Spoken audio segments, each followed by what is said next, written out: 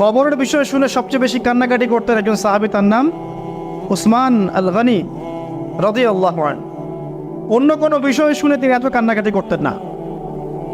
এটাই হবে আমাদের জান্নাতের টুকরা অথবা জাহান্নামের গর্ত। আল্লাহ পাক সবার কবরকে জান্নাতুল ফিরদৌস বানায় দেখ।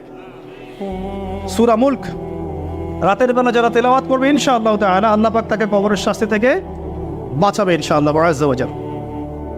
সূরা ইয়াসিন আপনার কোরআনের মগজ, প্রাণ, হার্ট, এটা যখন পড়বেন আপনি বুঝতে পারবেন কেন এটাকে হার্ট বলা হয়েছে।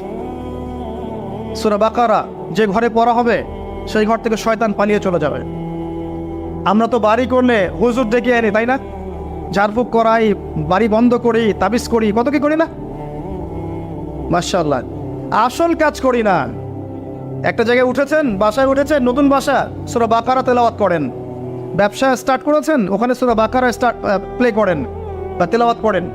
সূরা বাকারা যেখানে তেলাওয়াত হবে বরকত আসবে এবং সেখান থেকে শয়তান পালিয়ে যাবে ইনশাআল্লাহ তাআলা।